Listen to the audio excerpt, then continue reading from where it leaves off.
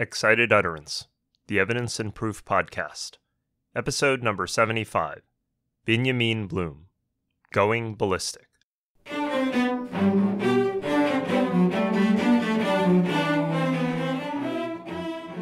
Welcome to Excited Utterance. I'm your host, Ed Chang from Vanderbilt Law School. Excited Utterance is your podcast for cutting-edge scholarship and developments in the world of evidence. We bring virtual workshops to you throughout the academic year. This week, our guest is Binyamin Blum. Binyamin is professor of law at the University of California, Hastings College of Law. He teaches criminal law and evidence, and as a legal historian, his scholarship focuses on the relationship between law and colonialism during the 19th and 20th centuries. Our podcast today features Binyamin's new article, Going Ballistic, The Forgotten Origins of Forensic Weapon Identification, 1919 through 1924. The article is part of Binyamin's new book project, which is entitled Forensic Culture in the Age of Empire. In Going Ballistic, Binyamin chronicles the birth of modern ballistics identification, which occurred in Egypt in the early 1920s under British rule. My discussion with Binyamin takes us on a historical journey. It examines the relationship between forensics and colonialism and explores other stories that will be part of his fascinating book project on the history of forensic science. Binyamin, delighted to have you on Excited Utterance. Welcome. Thank you very much for having me. Your article is, of course, about the origins of modern firearm identification, specifically in Egypt in the 1920s. Can you tell us a little more about that origin story? What led to the development of ballistics analysis in that context? Okay, so this is a period of significant political turmoil. Following World War I, there were high hopes in Egypt that Egypt would be granted independence, and the request to send a delegation to the Paris Peace Conference was rejected. And that resulted in the 1919 Egyptian Popular Revolution. And as part of that revolution, Egyptian nationalists started assassinating British officials. And even though these assassinations were happening often in broad daylight in crowded parts of Cairo, the British found it nearly impossible to find any eyewitnesses who were willing to cooperate and to identify who the assassins were. And so in the absence of this ability to rely on eyewitness identification, they developed firearm identification in order to try and collect physical evidence, which would allow them to no longer rely on the mediation of eyewitnesses and would relieve them of this need to trust the local population when trying to solve crimes. And so the story that I tell in the article is a story that stretches over a period of about 5 years from 1919 to 1924, and it culminates with the assassination of the commander-in-chief of the Egyptian army, Sir Lee Stack, which is really the first case in history in which a forensic firearm identification is able to pinpoint a particular firearm, not just a type of firearm, but to pinpoint a particular Colt that was used in the assassination. And that later becomes the precedent for not only firearm identification in Egypt, but in Britain as well, and later on in the United States. Now, you note that 1920s Egypt wasn't the first time that someone tried to match a bullet to a weapon or to use bullets to discern evidence narrowing down a list of suspects. In fact, it occurred almost about a century earlier. Tell us more about that story. Okay, so this was a story in 1835 where there was a burglary in a home in Southampton, and Henry Goddard, who was a Bow Street runner, which was kind of a detective service that predated Scotland Yard, was summoned to the scene. And one of the things that he noticed about the slug was that it had a slight imperfection. And he examined the home butler's mold for creating the bullet and was able to identify that the butler's mold had an identical imperfection, which suggested that it was perhaps cliche, it was the butler who did it. Now, the thing about that identification was that this was an era before mass production of weapons, an era in which every gun owner had a mold through which they could create the bullets that would fit their particular weapon.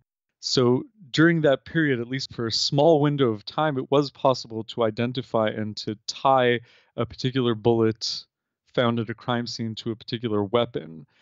But this changed very quickly in 1836, only a year after Henry Goddard came up with this method, when Samuel Colt started mass producing weapons in the United States. And once weapons were mass produced and once bullets were mass produced, it became much more difficult to pinpoint a particular weapon. What was possible was to identify what kind of weapon had been used, whether this was a Colt or a Wesson or any other weapon producer. And this was usually done based on the number of grooves and their direction, which suggested the rifling marks, which were different between even mass-produced weapons. But to identify and pinpoint a particular mass-produced weapon was something that was not thought possible. And when we look back in time, it's not entirely intuitive that a mass-produced weapon would produce distinctive marks or distinctive enough marks to be able to identify exactly which weapon had been used. So between 1835, this case in England that you're talking about with the custom or manually made bullets, and 1920s Egypt, you're saying that effectively what was going on was some kind of rough cut determination of whether or not this gun could have been used in the crime, but there was no individualization. And so the real turning point about the Egyptian episode that you're pointing to is that that's where we started to get individualization again. That's right. Individualization of a mass-produced weapon. And what was the theory that you could actually find individual characteristics in a mass-produced weapon? Because if you think about it, the whole point about mass production is standardization, and so everything should be very similar. Yes, and part of the point is that it is meant to be identical, and when it comes to weapons, interchangeable. So, and one of the revolutions of mass productions of weapons is that each of the components of a weapon can be mass produced, and then they can be interchangeable between weapons in a way that if they get worn out, they can be swapped out. The theory behind this, and this is something that Goddard later articulates, is that even God is unable to produce two items or two individuals that are precisely the same. And that's kind of the underlying theory, that even things that seem to us to be absolutely identical are not entirely identical in every detail. And this becomes more pronounced over time with wear, but the imperfections, even of a mass-produced weapon, are something that individualize it and allow it to be identified, even though it is presumably almost identical. So one of the things that struck me about the story was that early proponents of bullet identification in this Egyptian period, particularly Alfred Lucas, who you effectively identify as one of the fathers of modern ballistics identification, he was, at least my impression was, he was very careful and tentative. So, for example, he would look at bullets and say that the bullets were very unusual and they were similar, but he also said that they weren't sufficiently alike to say that they were fired from the same gun. And to put it in more modern terms, I kind of view this as that Lucas understood both inter-weapon variability and intra-weapon variability, that no two bullets fired from the same gun are going to be exactly the same, so there's some statistical variation there. And even if you have mass-produced weapons, yes, there is variability between those two. And the real question is, when do you attribute one variability to just the way that a bullet came out of that barrel on that particular day versus that it came out of a different barrel? So he kind of understood all this. He wasn't really overselling. Do you get that sense as well, or am I misreading it? No, I think that is a correct reading. And this is one of the historical lessons I think that we can draw from the Egyptian origins of forensic firearm identification, in that, and Alfred Lucas is still considered one of the founding fathers of forensic chemistry, and was very cautious in the conclusions that he drew, not only when it came to firearm identification, but more generally. And he was observing and trying to collect data points about the assassinations that were happening in Egypt during the 1920s, and trying to draw some inferences and trying to identify at least the kind of weapon that had been used. But he was very cautious about the ability to pinpoint a mass-produced weapon. And he suggested in a 1923 article that in some cases where a mass-produced weapon is mishandled and not maintained properly, it may have what he calls secondary rifling marks that would perhaps allow to identify a particular weapon, but he's very cautious about the possibility of doing this very broadly. He suggests that maybe in some instances this can be done. And he's meticulous in the details that he collects. And when he steps down in 1923 to pursue a career in archaeology and Egyptology, the state of the field is such that the general suggestion is that one can identify the type of weapon used, but not pinpoint a particular mass-produced weapon.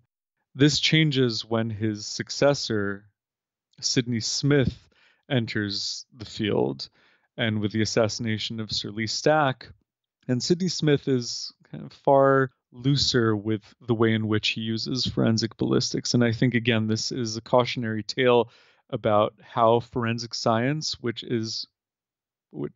even forensic sciences that begin very cautiously and meticulously, are sometimes taken on out of expediency or because of a particular expert who's willing to stake far bolder claims that aren't grounded in the data. Sidney Smith is willing to make a much bolder claim that he can identify and he can pinpoint a particular weapon. And with the murder of the Sirdar, perhaps there were some distinctive features of the weapon used in that assassination, but he later publishes an article in 1926 in the British Journal of Medicine in which he stakes a much bolder claim that any mass-produced weapon has distinctive features that can be conclusively identified, and in that he blurs the caution that Alfred Lucas suggested in the earlier work. I find it amazing that you only need, it's not even one generation. It's that Lucas retires within several years of developing this field, and immediately his successor jumps to the overclaiming or the much bolder claim. Why do you think that is? I mean, if we think about forensics more generally, and this is your broader point, this happens almost all the time. Is it because those that follow know just enough to be dangerous? This is, usually what happens with technology is that the people who develop it are very circumspect and tentative, and then the people who glom onto it later, they just run with it. So that's one possibility. Is it that there are incentives in this context that push people in this direction? So maybe prosecutors really want more certainty so that they can get a easier result, and therefore only the people who oversell are the ones that tend to get put on the stand. I mean, is it a combination of these factors? Are there other factors that are leading to this? So I think the Sidney Smith story is kind of the perfect storm in terms of a few components and a few factors that coalesce in 1924 Egypt to create this reality. So first of all, we have a political crisis. We have the assassination of a high-ranking British official that throws Anglo-Egyptian relations into crisis, and a dire need to find exactly who did this, because who did this might determine the fate of international affairs. And that's one component. So there's significant pressure placed on the police and on the forensic lab in Cairo to find exactly who the culprit was. So that's one component. So this component of necessity. Another aspect of the necessity is that there's no other evidence and there are no eyewitnesses. There's no one else to turn to, and so these bullets found at the crime scene are pretty much the only evidence that can be relied upon.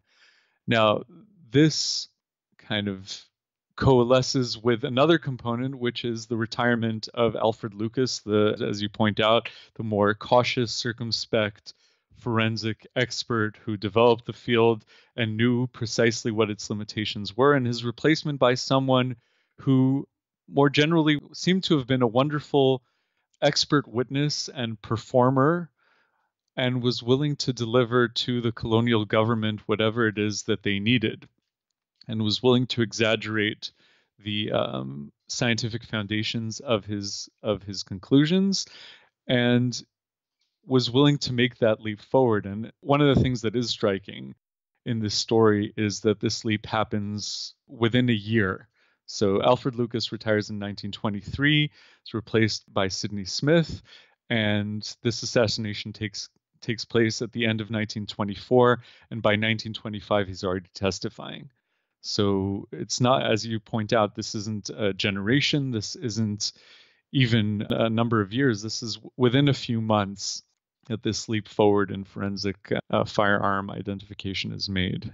And once it's made, it's taken on by other experts around the world who run with it and are able to point to the Egyptian precedent and to this article in a very respectable medical journal that claims that this is completely valid scientifically. Let me shift gears a little bit and ask you some broader questions about the paper and the book project that it's a part of. First, a unifying theme in, I think, your book is the fact that many forensic techniques were developed or advanced under British colonialism. You note that it was the colonial environment, at least with regard to this ballistics analysis, that played a pretty key role in the story. What is it about colonialism that helped to give rise to these forensic techniques? So in the book, I divide the factors into three main groups. And the one that perhaps is most prominent in the story of ballistics is the story of necessity. When I speak of necessity, I've touched on a couple of the themes. One of them is this mutual distrust between colonizer and colonized. So the fact that the colonial government is unable to obtain local eyewitnesses who are willing to collaborate, but to broaden the perspective on that, even in situations where the local population is willing to cooperate with colonial authorities, they're often distrusted in terms of the testimony that they offer. And so the idea of forensic science provides the colonial government with unmediated access to evidence that doesn't require any kind of reliance on the local population. So that's one prong of the necessity. There are a few other prongs that I tease out in the greater book project, one of which is the difficulty of cross-racial identification. And this is something that the British were perplexed by throughout the empire and is very much the origin story behind fingerprinting, the British inability to distinguish between people in India and the fear that people were committing mostly pension fraud, but fraud more generally and impersonating other people. And so the fingerprint allowed them to identify and conclusively identify that a particular individual was who they claimed to be.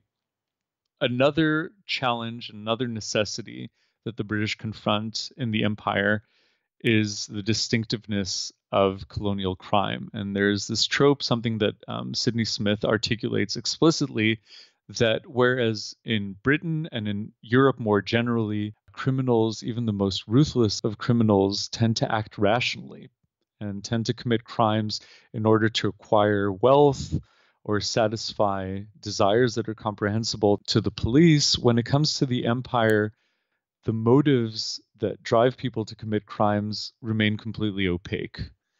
People tend to commit crimes such as animal maiming or destruction of crop, things that result in no benefit to the criminal. And they tend to do this out of either an exaggerated sense of honor or out of excessive vindictiveness. And because there is this inability to understand what people's motives are when committing crime, the understanding of trace evidence becomes much more central. And so those are a few of the necessities. And forensic science also offers this semblance of objectivity and precision that generates, or at least to the colonial mind, generates some kind of a legitimacy to colonial rule and to the colonial legal system. Now, another component or another organizing concept around the development of forensics in the colonies is opportunity and the ability of the colonial governments to experiment with novel forensic methods for which they would probably get considerable pushback if they were to experiment with them at home. And two prime examples of that are fingerprinting, which the British used in India for decades before trying to introduce it at home. And in 1900, when they considered introducing fingerprinting at home, they decided that the state of the field was not yet advanced enough to introduce in Britain itself, but they continued to experiment with it in South Africa, primarily on the non-white population.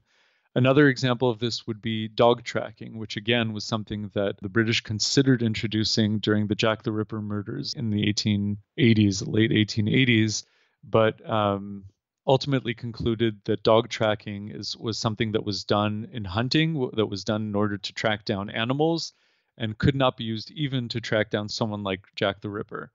Now, meanwhile, they are using the same method of dog tracking in South Africa and later in Palestine, in India, and in Kenya. And it's only in the 1950s that the British create a canine unit in Britain itself. But this is after decades that they had been tracking criminals in the colonies using dogs. And furthermore, and the first time that such evidence was deemed admissible in a court in Britain was in the 1990s. And people had been sent to their death in the colonies based solely on two dogs corroborating each other's identification of a criminal. So that's in terms of opportunity. Fascinating stuff. I can see a lot of different places where your observations can go. Final question for you. What's next? After this piece, I assume it's more work on your book project. Where will the project take you next? So yeah, I do still have my work cut out for me in terms of the book, and the book is composed of case studies. So the ballistics and tool marking identification is one of the case studies. Another one that I just spoke about is the dog tracking and footprinting, which later develops into shoe mark identification. And again, this theme of taking something that is individualized and translating it into a mass-produced item.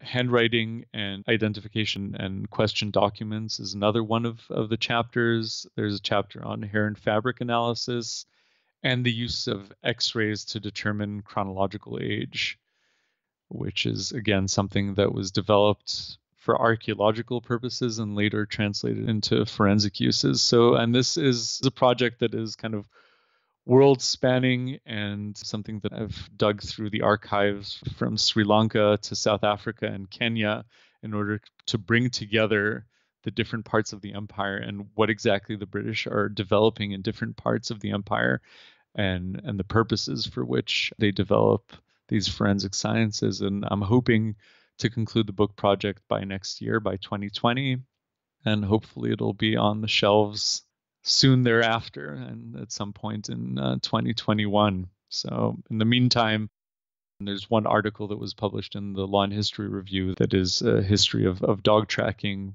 but the other chapters are still very much in the works.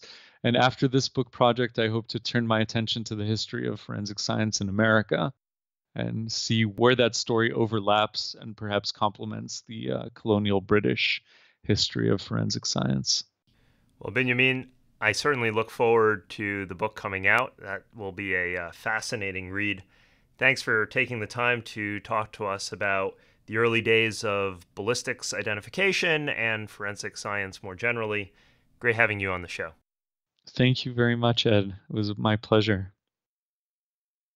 There's so much to like in Binyamin's article on the origins of ballistics analysis and his broader project on the history of forensic science.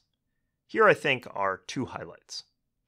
First, as we discussed in the podcast, the case of ballistics is basically a cautionary tale for forensic methods. You have Alfred Lucas, who is a careful scientist. He tries to develop techniques for classifying bullets so that people can get a better sense of the probative value of evidence that they find at a crime scene. He's circumspect, he's meticulous, and he tries not to overstate the power of his methods. After all, he developed the methods and knows their limitations. You might say that he knows where the bodies are buried. But then almost immediately, his successors jump at the methods and technology, and they start to make outlandish claims. Perhaps it's because they knew just enough to be dangerous. Perhaps it's because they fell prey to outside pressure. Either way, almost immediately, the technique becomes misused, setting the stage for the problems that we have today. Second, Binyamin's broader thesis about colonialism and why it provides fertile ground for the development of forensic techniques is really interesting to me. Consider the conditions under which criminal investigations occur in a colonial context. You have a distrust of local populations and an inability to make cross-racial identifications. So you have a breakdown of traditional evidence like credibility and eyewitness testimony. All of these problems forced British officials in Egypt to find new scientific and what they hope to be more objective methods of investigation and prosecution. As I suggested to Binyamin after our interview, I think you can quickly draw parallels to today's society, which also seems to yearn for greater use of forensic methods. Modern society is characterized by anonymity and multiculturalism, and those attributes perhaps promote greater skepticism about the credibility of witnesses. When the various players in the criminal justice system come from different communities, perhaps there's less trust and therefore a greater desire to find more objective, more scientific methods of proof. Of course, our love for forensics comes from other places. Pop culture, TV shows like CSI, that's another factor. Contemporary psychological studies demonstrating the unreliability of credibility assessments and eyewitness identifications, those are another. But I can't help but think that urbanization and the loss of tight-knit communities have something to do with our shift toward the greater use of forensics. I'm really looking forward to Binyamin's book and his future work on the history of American forensics. I'm confident that he will give us some fresh perspectives on the very difficult problem of forensics that we currently have. Support for Excited Utterance is generously provided by Vanderbilt Law School's Branstetter Litigation and Dispute Resolution Program, as well as the Vanderbilt Institute for Digital Learning. The associate producer is Alex Nunn, and the production editor is Grace DiPietro. Additional production assistance is provided by Francesca Rutherford, and music is provided by the Vanderbilt University Blair School of Music's Children's Cello Choir under the direction of Kirsten Castle-Greer. I'm your host, Ed Cheng, and I hope you'll join me again next time when we take on another new work in the world of evidence and proof.